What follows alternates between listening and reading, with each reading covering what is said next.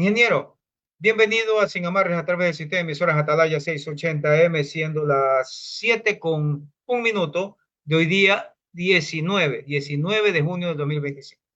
Ingeniero, bienvenido a Sin Amarres. El tema central de la situación, usted es un experto agrícola. Hablemos del tema bananero. Eso nos tiene ahora sorprendidos de que solo tres verdes por $1, dos verdes por $1. Y usted sabe que el plátano, el banano, bueno, banano es otra cosa, el plátano es uno de los principales alimentos que necesita el pueblo ecuatoriano. Porque si usted sale un día sábado, sale a cualquier hora, se come un bolón con queso, con chicharrón, un café pasado, si es mejor todavía. ¿Qué sucede exactamente con esa plaga que le llaman el moco? Bienvenido, adelante, le escuchamos. Muy buenos días, gracias por la invitación. Efectivamente, el moco es una enfermedad bacteriana que ataca a todas las musáceas, plátano, banano, orito. Entonces, es una enfermedad que está ampliamente diseminada en el Ecuador y en América Latina. Generalmente causa una necrosis y marchitamiento de la planta, lo que hace que deje de ser productiva. Pero lo que ocasiona mayor problema es que permanece en el suelo, ya sea en otros cultivos o malezas, como nosotros las denominamos, que son hospederas también de esta bacteria. Correcto, Entonces, ingeniero. Yo lo que voy a una cosa y mucha gente que me pregunta y hemos hablado con algunos de las tiendas que son los que proveen ese producto. Si es una hectárea que está con este mal, ¿no? Con esta bacteria, ya nos da usted cuenta de que se puede regar automáticamente. Pero si ya es controlado, las demás hectáreas de banano, se, no tendría por qué subir el banano. Digo yo, y dicen muchos, ¿por qué dice si solamente es en un sector? ¿Por qué los demás sectores donde sea el banano? Porque el banano, perdón, el plátano se da en Esmeraldas, si no me equivoco, ingeniero. Manabí, la provincia de Los Ríos, la provincia del Oro, son las principales provincias que de verdad dan este fruto que es muy necesario para el pueblo ecuatoriano. Dígame usted eso, sáqueme de la duda. bueno, las bacterias son microorganismos, o sea, no se ven a simple vista Ujú. y generalmente es fácilmente transportable en el agua de riego o cuando llueve. ¿Ya? Las bacterias son transportadas a los canales de drenaje, luego a los ríos y de pronto aguas abajo está otra plantación y entonces va Oh, ingresando. Y también cuando los trabajadores ingresan a las diferentes haciendas, porque acuérdense que hay tema de por cuadrillas. ujú. Entonces, una cuadrilla trabaja un día en una finca, o al siguiente día está en otra y así sucesivamente. Entonces, tiene que haber un lavado y desinfección tanto del calzado, incluso de las herramientas que se utilizan y los vehículos sobre todo. Pero Yo no he sabido también, eso. Disculpe que le interrumpa, ingeniero. Yo no he sabido eso, que también se pega. Ahora, dígame una cosa adicional como lo que usted nos está ampliando. El momento de comprar un producto, ¿eso es nocivo para el ser humano? Si es que el banano lo vemos bien o qué sale como quemado, no sabría usted no diría, porque usted es el técnico en eso, usted sabe. ¿Cómo sería, bueno, ingeniero? generalmente tanto en plátano y banano externamente se aprecia muy poco, pero a lo que se pela, digamos, Ujú. dentro donde van las pequeñas semillas de las musáceas, que no son viables, generalmente hay un necrosamiento, o sea, hay un color negro que no es el Ya, característico color beige, ya, blanquecino de la pulpa, tanto del plátano como del banano, o sea, en lo que es referente al fruto. Generalmente, entonces, el producto es inmediatamente descartado y no se puede consumir. correcto, correcto. Eso quería saber para que los que nos están escuchando a través de Atalaya Sin Amarres. Tenemos al ingeniero Guido Juanqui, que es un experto agrícola. Ingeniero, bueno, hablemos de otros frutos. Vemos que ahora se da frutilla, no sé si la sigan trayendo de afuera, pero veo que hay frutilla, yuba y otros productos más. El aguacate, que ahora es de exportación, hasta la papa la están exportando también. Parece mentira. ¿Cómo ves esta producción ecuatoriana hacia otros países? Bueno, Ecuador es un país bendecido que, digamos, tenemos un clima que prácticamente nos puede permitir producir los 365 días del año, ¿Ya? exceptuando ciertas condiciones térmicas que a veces se necesitan para determinados cultivos, o también la fisiología del cultivo. Por ejemplo, en el tema del mango, se empieza a cosechar en mediados de septiembre hasta mediados finales de febrero, incluso a veces con este tema del cambio climático, a veces hasta marzo.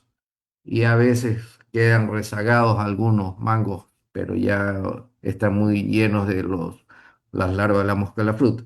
Entonces, volviendo a su pregunta, sí, Ecuador es un país muy bendecido que prácticamente podemos producir de todo.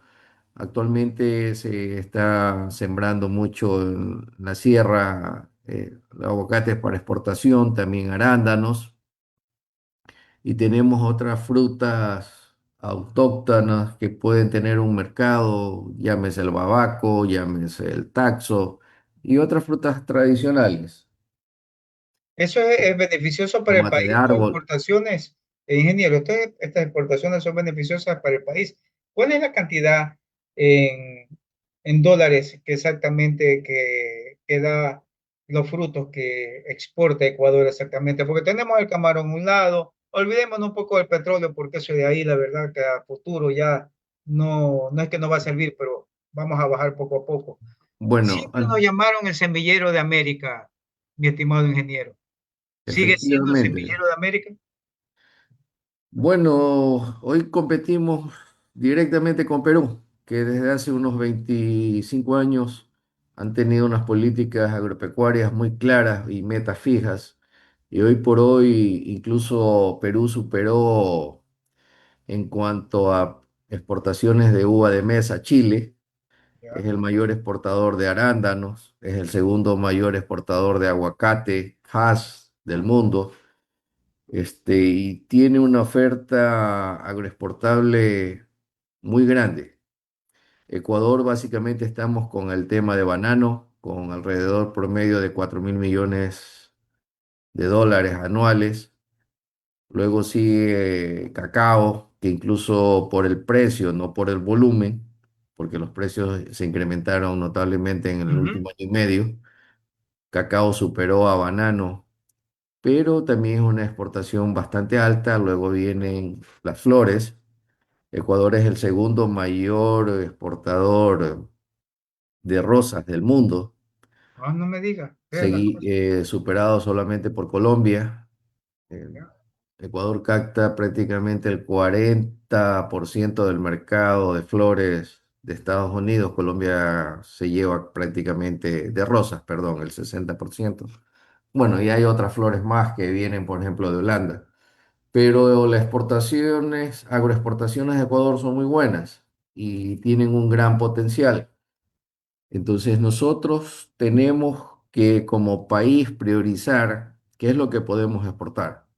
Por un lado, principalmente productos que los países, digamos, desarrollados, Estados Unidos, Europa y Asia, por sus condiciones climáticas no pueden producir y nosotros sí lo podemos hacer. Ecuador antes era exportador de café, ahora somos importadores de café para, digamos, el café instantáneo o de uso diario, pero todavía hay un nicho de café de especialidad que se llama ahora o gourmet que seguimos exportando. Pero digamos, de casi 370.000 hectáreas que se dedicaban a la exportación de café, con suerte ahora llegamos a unas 35.000 hectáreas. ¿Y esto a qué se debe, ingeniero? Bueno, el café tuvo una época de precios extremadamente bajos y sobre todo cada vez en el campo hay menos mano de obra y sobre todo el Mm. café demanda mucho mano de obra tanto para la poda y sobre todo para la cosecha. Actualmente es muy escasa la mano de obra. Hay problemas de mano de obra para banano, para cacao. Entonces, Es, lamentablemente la juventud y no hay un recambio generacional para mano de obra en el campo. esto es lo que yo le iba a preguntar, ingeniero. Eh, Muchas de las personas que han vivido de la agricultura, tienen sus hijos, no quieren saber del campo. Emigran o se van al exterior o terminan y dicen, no, papá, dice, yo ya no estoy para eso, estar en estas cuestiones. No, no, siga usted, me voy fuera, voy a trabajar, si puedo yo le mando dinero y se olvidan del campo. ¿A qué se debe eso, ingeniero? Que los jóvenes ahora ya emigran y no quieren saber nada de nuestro campo que es tan fértil exactamente aquí en el Ecuador. Bueno, es una problemática bastante, o sea, larga de analizarla que básicamente tiene varias aristas. Ujú. Voy a enumerar unas pocas, ¿no? Por ejemplo, no tenemos una transferencia de tecnología, seguimos produciendo como hace 50 o 70 años. Ya, Este, esa no transferencia de tecnología, por ejemplo, en cacao tenemos alrededor de 600.000 hectáreas, de las cuales, digamos, unas 100.000 tendrán riego, pero imagínese la producción de esas promedios son alrededor de 0,8 toneladas. Con riego fácilmente podríamos duplicar, con unas 300.000 hectáreas con riego duplicaríamos el promedio nacional en 1,6 toneladas, lo cual wow. haría que de 400.000 toneladas métricas de cacao que exportamos lleguemos a unas 800.000. Entonces, ese es un tema, o sea, falta de transferencia de tecnología, prácticas no tan buenas que sobre todo no se han actualizado.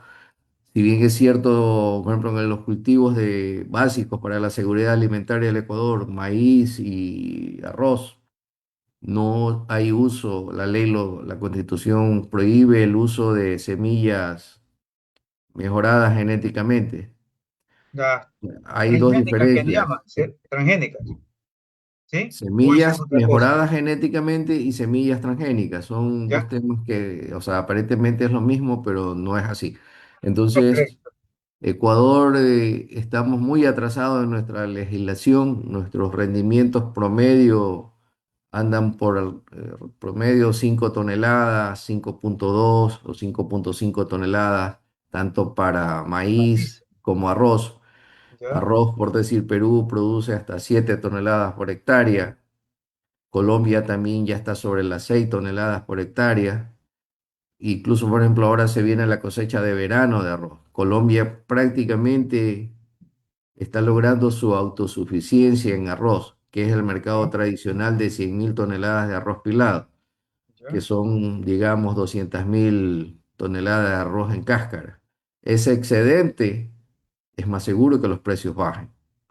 Entonces, en Ecuador, por ejemplo, en tema de banano, si bien es cierto, hay investigaciones que se hace, pero más de orden privado, pero se necesita que el INIAC, el Ministerio de Agricultura, asignen más recursos, por ejemplo, para controlar y mitigar los efectos, en este caso del moco, y tal vez los efectos de un futuro cercano cuando llegue el Fusarium raza 4 que está en Colombia y que está en Perú.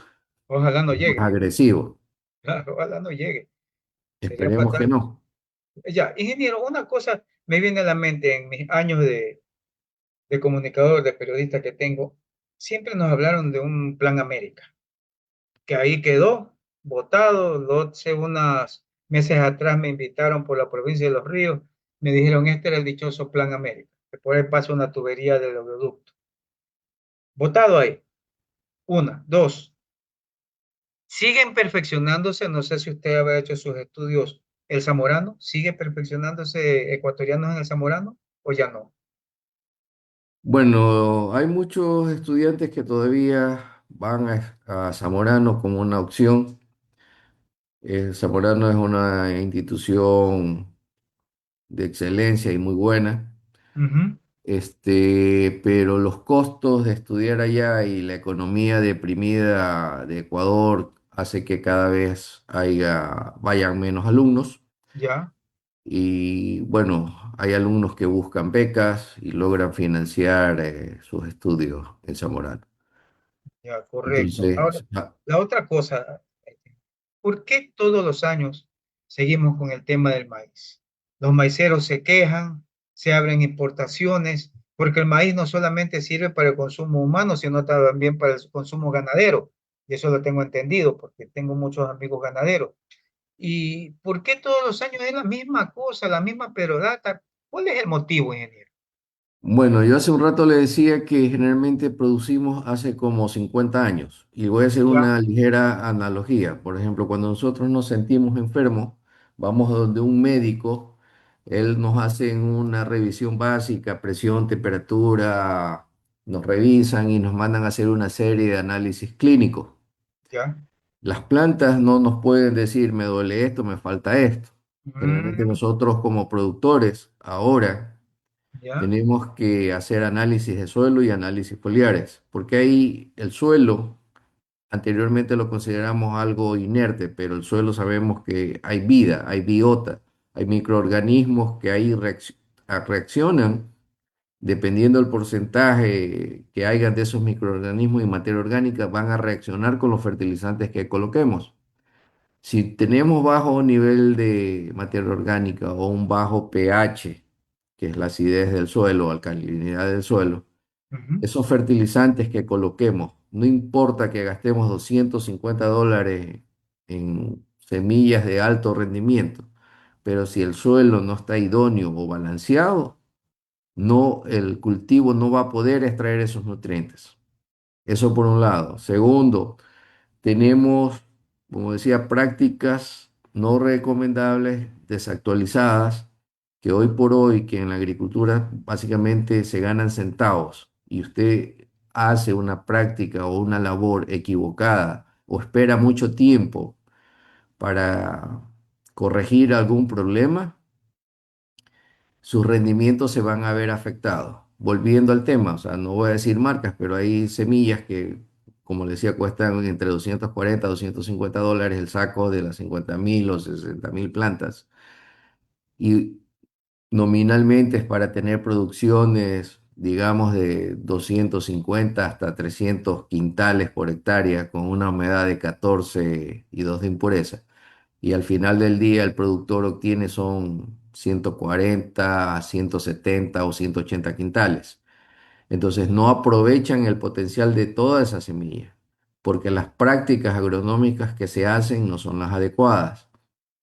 Entonces, como le decía, aquí se confunde fertilización con nutrición. O sea, el agricultor, muchos agricultores consideran que es suficiente agregar el fertilizante, pero en ese suelo, que debe ser un suelo vivo, tienen que ocurrir reacciones bioquímicas para que esos nutrientes la planta lo pueda absorber. Y también viene otro tema, el clima. El clima ha cambiado notablemente sí, y que ya, o sea, ahora el agricultor tiene que tener a la mano incluso pronósticos certeros de cómo va a estar el clima por lo menos en la siguiente semana. De acuerdo a eso, tener una planificación, incluso de acuerdo a eso, seleccionar la semilla que va a usar, porque hay semillas que de pronto son más tolerantes a la sequía, otras que son más tolerantes a la humedad. correcto. Vamos al tema Ministerio de Agricultura. Yo lo veo al ministro actual que anda aquí, anda allá, entrega camionetas, entrega esto, esto, otro. ¿Cómo ve usted? Usted es un conocedor del campo. Señor ministro, creo que él también conocedor del campo. Pero, ¿qué más le promete el Ministerio de Agricultura? Porque creo que es el ente regulador, tanto en precios, tanto en los insumos y otras cosas más, porque hay insumos demasiado caros y eso será que el agricultor, el mediano, el bajo, no sé si el alto, cada día suben los insumos. Entonces, esos insumos que compran, un ejemplo, en $100 el frasco o el galón, ahora vale 250 más el IVA. Bueno, el IVA no lo cobra. ¿Tiene que el Ministerio de Agricultura emplearse a fondo para tratar de salvar a la agricultura de nuestro país o está olvidándose de los agricultores? Bueno, voy a empezar, digamos, de atrás para adelante. Correcto. Los insumos, le puedo decir que, digamos, en los últimos 10 años, los que mayormente han variado son los fertilizantes. ya, pero eso está más que nada influenciado por el mercado externo. O sea, por ejemplo, ahorita hay un tema de guerra, Irán, Israel, estaba Ucrania, Rusia, los cuales son grandes productores de petróleo. Muchos de los fertilizantes son nitrogenados, obtenidos en plantas petroquímicas. correcto. Entonces, eso encarece los fertilizantes. Entonces, en ese sentido, pero llámese lo otro tema de los agroquímicos, generalmente las moléculas, digamos, han estado estables, o sea, los últimos 7 años, incluso con tendencia a la baja. Entonces, no es verdad que los costos de los insumos, o sea, de los agroquímicos suben todos los años. Ahora, nosotros como analizamos no solamente el tema productivo, sino también analizamos tema de precios, analizamos los precios incluso que se pagan del maíz en grano, tanto en la bolsa de Chicago, bolsa de Rosario, ¿Mm? Brasil, y cómo se comportan los precios aquí en Ecuador. Porque esos precios también nos dan las fechas en cuales, al menos en Ecuador, se puede pagar mucho más el grano, ya sea maíz, arroz. Eso lo saben los agricultores, pero a veces es mejor tenerlo en forma, digamos, gráfica o impresa. Ahora, Ecuador, desde que prácticamente volvió a la democracia, no ha tenido políticas públicas agropecuarias de largo plazo. Hoy por hoy, incluso el Ministerio de Agricultura está sociabilizando unas políticas agropecuarias llamadas manos para el campo o manos Ujú. para el agro, no recuerdo exactamente el término ahorita, pero sí, debería no solamente el ministerio estar involucrado, sino todas las cadenas, digamos, llámese la cadena del maíz, llámese la cadena del arroz. Y cuando hablo cadena, hablo de productores, comerciantes, industriales, incluso, por ejemplo, en el tema de maíz están ahí el tema de las avícolas y las granjas porcinas, que ellos de por sí consumen prácticamente el 90% del maíz que se produce en el país. Ahora que usted cita el tema del maíz, lamentablemente hace un rato le decía que Ecuador produce promedio 5,5 toneladas de maíz por hectárea al año. Es un promedio. Hay productores que sacan 250 quintales, que son más de 10 toneladas. Entonces, ahí hay un tema de oferta y demanda. Ecuador mantiene el precio mínimo de sustentación, que debe cumplir 13% de humedad y 1% de impurezas. Y actualmente ese precio es 17,35. Ah, Pero, o sea, usted si produce 100 quintales y estamos hablando de 1.700, o sea, el precio mínimo de sustentación de 1.735. Si usted produciera en esa misma hectárea, digamos, 200 quintales, estamos hablando de $3.470, con así un es. costo promedio de, digamos, de 1.500 a $1.700. En el primer caso, la empata. En el segundo caso, ya tiene una utilidad. Entonces, por mucho que tengamos un ministerio que de por sí el Ministerio de Economía le da muy poco presupuesto. Hablamos hace un rato que toda la oferta agroexportadora de Ecuador supera prácticamente los 17 o 18 mil millones de dólares al año, y a duras penas les dan 80, 85 millones de dólares. Eso es un saludo a la bandera, A la digamos. O bandera. sea, no Correcto. solamente es responsabilidad netamente del Ministerio de Agricultura. Ahora, con ese dinero que tienen, también tienen que priorizar el gasto y ser mucho más efectivos. O sea, por cada dólar que se invierta, ¿cuánto de retorno hay, digamos, para el país en el tema agropecuario? Por decir, hace 10 años teníamos 5.500.000 cabezas de ganado bovino. Ujú. Hoy a duras penas creo que estamos en 4,2 millones de cabezas Ya de baja. ganado bovino. Va Así es. bajando. Así ¿Por es. qué? Porque generalmente aquí tenemos varias hectáreas para un bovino adulto, cuando deberíamos tener varios bovinos adultos para una hectárea de forraje. Entonces, volvemos al tema esencial. No hay transferencia o se produce de manera no adecuada y que hay que mejorar eso. Correcto, ingeniero. Yo le agradezco. Quedan muchas preguntas todavía por analizar. Ya tendremos una próxima oportunidad para poder conversar. El tema agrícola es algo, pero muy necesario en cada país. Le agradezco su participación.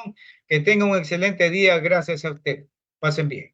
Muchas gracias. Ok, bueno, entonces nosotros nos retiramos también en Sin Amarres a través del sistema de emisoras Atalaya 680 AM.